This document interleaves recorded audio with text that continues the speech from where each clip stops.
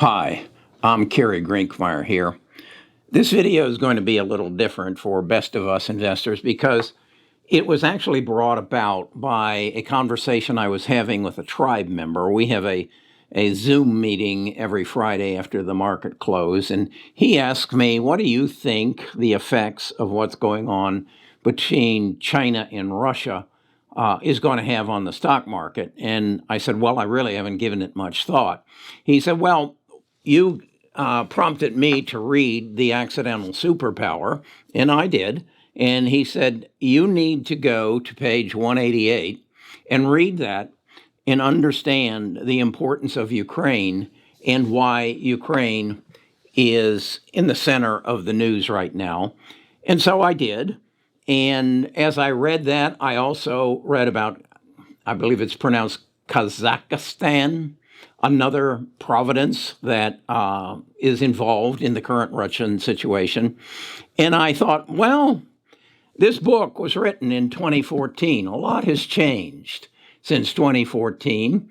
So I went to YouTube and I searched Peter Zion, and I believe in everything he wrote in here. And I'm going to encourage you to do that same thing. But what I want to do now in this video is give you an overview of what I took away from my 2 days of research on what Peter thinks now and what his view of the economy is. And although he doesn't really talk a lot about the U.S. economy, but there are some ramifications there that I think we can read into it and we can make some good investment decisions about where we want to put our money over the next 10 years. So I'm not your financial advisor, but I'll get right back with you. Best of Us Investors presents Kerry Griegmeyer.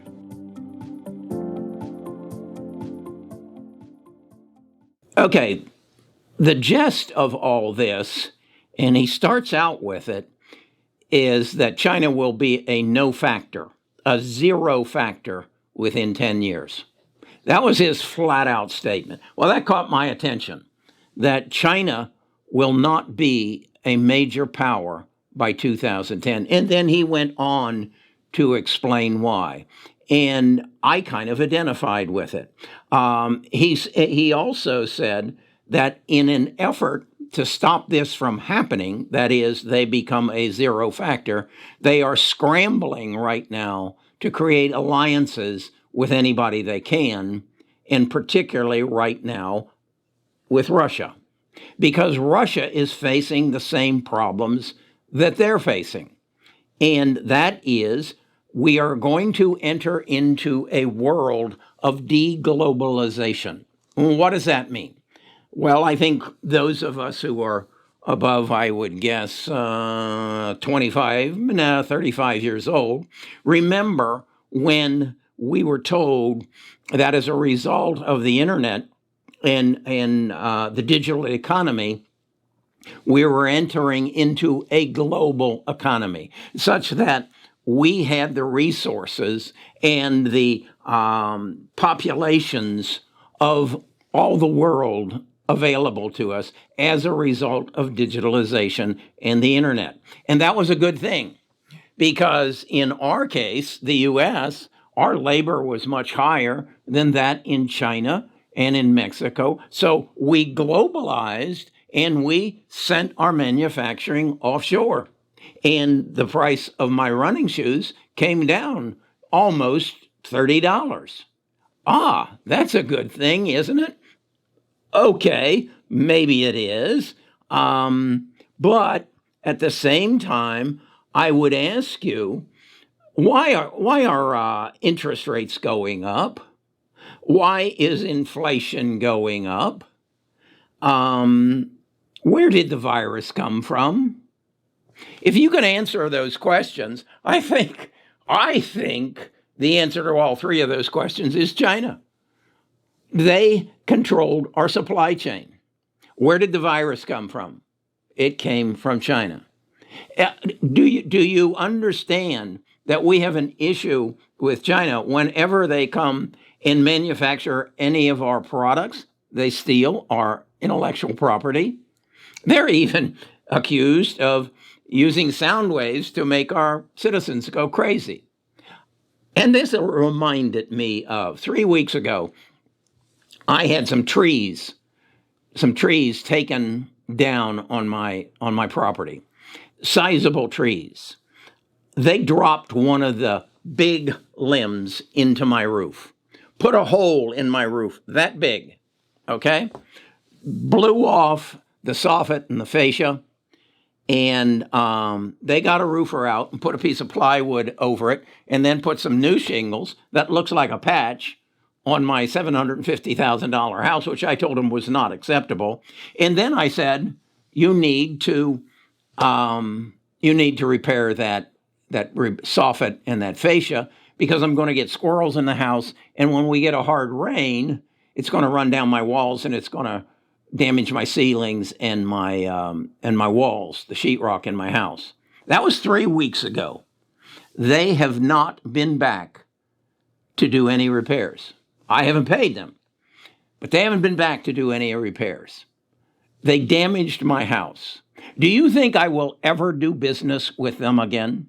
Then why would we, if the coronavirus came from China and their neglect and their lack of having the courage to stand up at the beginning of it and tell us about it, why would we ever do business with them again?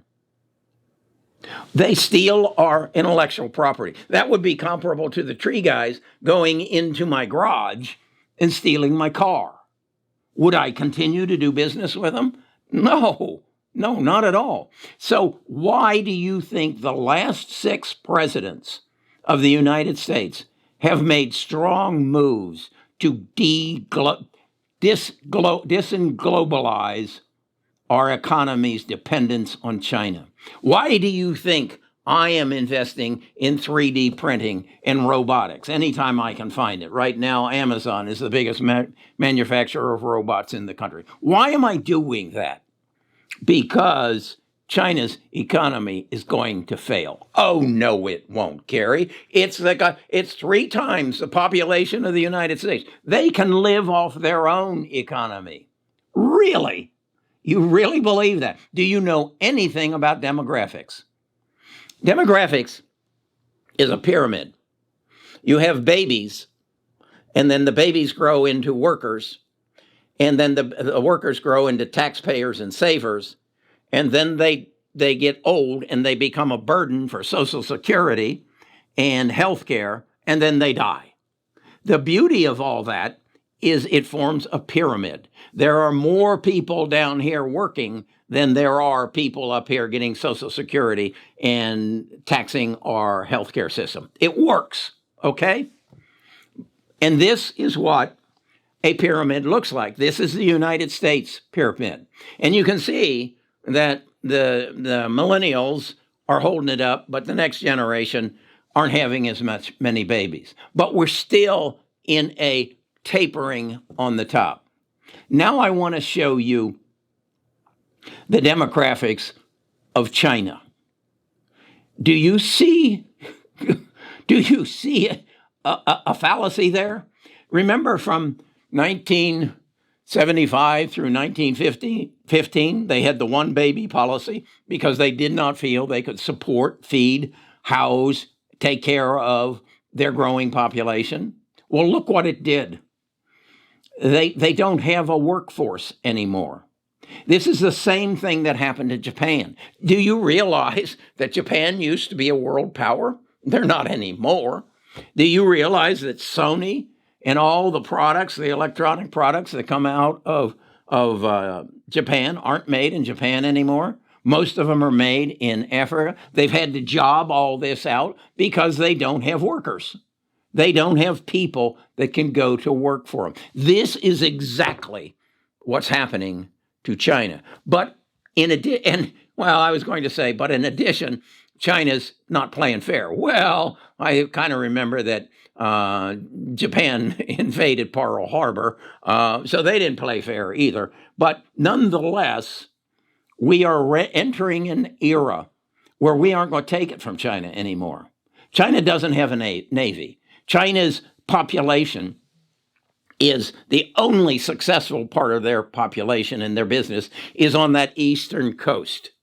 Once you move into the center and the western part of China, all you have is problems.